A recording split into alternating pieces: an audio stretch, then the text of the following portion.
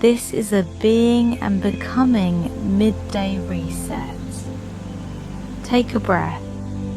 You've been going all morning. For the next few minutes, let's clear the noise and find your focus again. Movement 1, acknowledge. The conversation that's still playing. Something happened this morning, or maybe yesterday, or last week, and it's still with you. A conversation that didn't go the way you expected. Maybe you said something you regret, and the words have been playing back in your head ever since. Maybe the other person said something that landed wrong, and now there's this low-grade static between you. Maybe it ended without resolution, just a kind of uncomfortable drift, both people stepping away from the table before anything was really settled. That replay loop is exhausting. You go back over what was said, what you should have said, what they meant, what you meant, whether it was your fault or theirs or just bad timing. You mentally rehearse the better version of the conversation, the one where you were calmer, clearer, more articulate, the one where they heard you.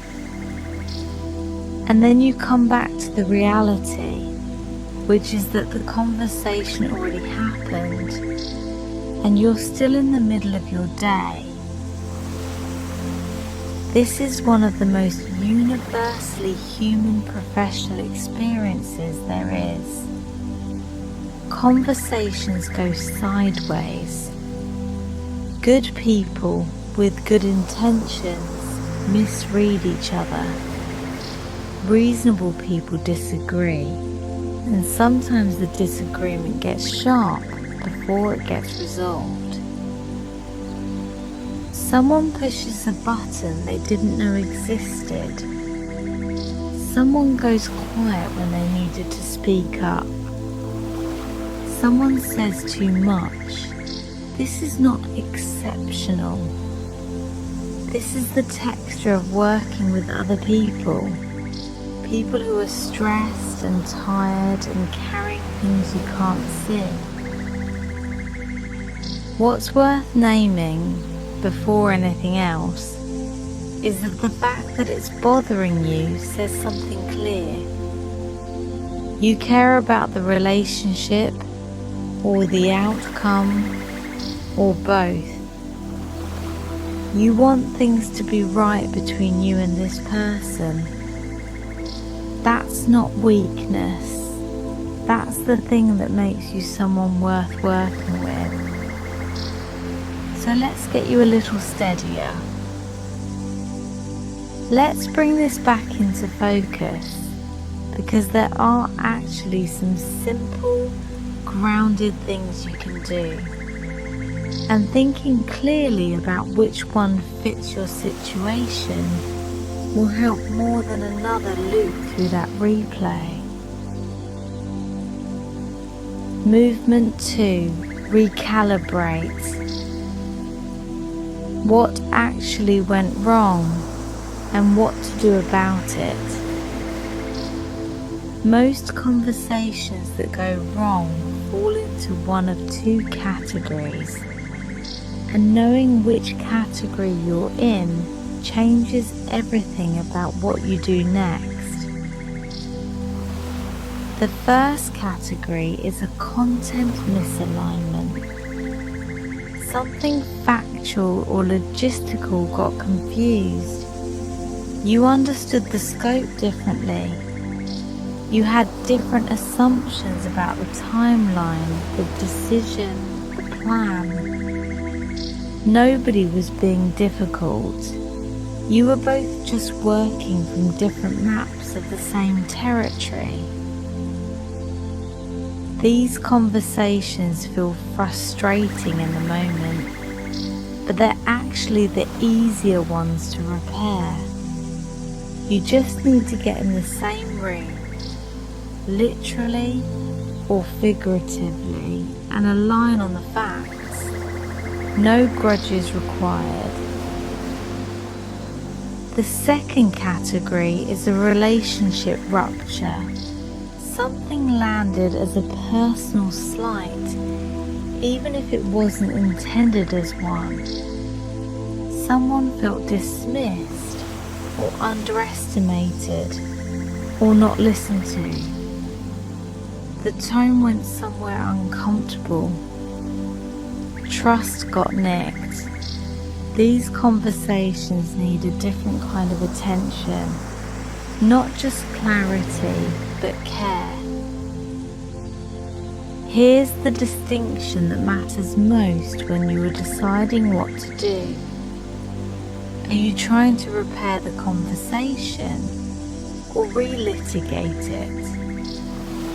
Because those are two very different things, and it's easy to think you're doing the first when you're actually doing the second. Relitigating looks like going back to prove your point. It feels urgent, like the record needs to be set straight, like you can't move forward until the other person agrees that you were right. And sometimes there's a real need for that. But more often, relitigating just reopens the wound without closing it. The other person gets defensive. You get frustrated. You end up further from resolution than when you started. Repairing looks different. Repairing starts from the question, what does this relationship need right now? Not who was right, what's needed. Sometimes what's needed is a clear, direct acknowledgement. I said that badly, and I want to come back to it. Sometimes it's just creating space, reaching out simply, without agenda, and letting the static clear on its own. Sometimes it's asking the other person a genuine question rather than explaining yourself. How did that land for you? 4 words that can shift a conversation from closed to open. A few practical anchors for wherever you are right now. If you haven't spoken since the conversation, don't wait so long that the silence becomes the problem. A short, clean message or a knock on the door is almost always better than the story you're building in your head about why you can't reach out yet. It doesn't have to solve everything, it just has to reopen the channel. If you need to apologize, make it specific and make it clean. I'm sorry I interrupted you in that meeting. Lands differently than, I'm sorry if you felt dismissed. The first one is clear and direct. The second one puts the responsibility on how they interpreted you, which people can feel, and it keeps the door only half open. If you were on the receiving end of something that felt unfair, you're allowed to name it, calmly and directly. What you said earlier stuck with me, and I'd like to talk about it, is a complete, grounded sentence. It doesn't require a confrontation.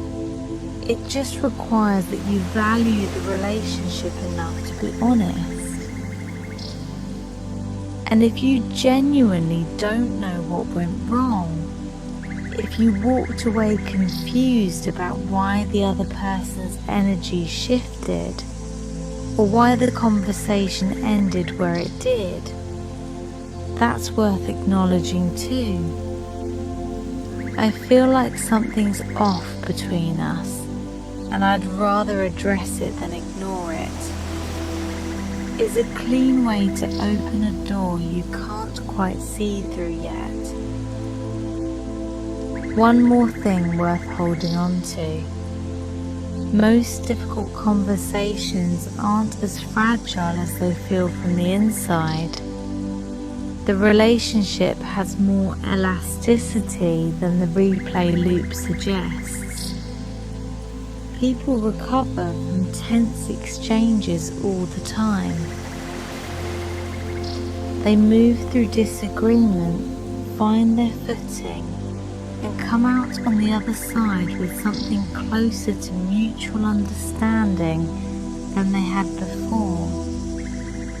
Not always, but far more often than anxiety would have you believe. Movement 3. Return. Back to your afternoon. So here's where you actually are. You had a conversation that didn't go the way you hoped. You've thought about it, probably more than once, and now you have a clearer sense of what it was and what, if anything, you want to do about it. Maybe you have a specific next step, a message to send, a door to knock on, a sentence you've been turning over that you now know how to say. Good. Let that feel settled, even if you haven't done it yet. Having a clear next step is itself a form of resolution. It takes the weight out of the loop and puts it somewhere concrete. Maybe you've decided to let it breathe. That's a real choice too.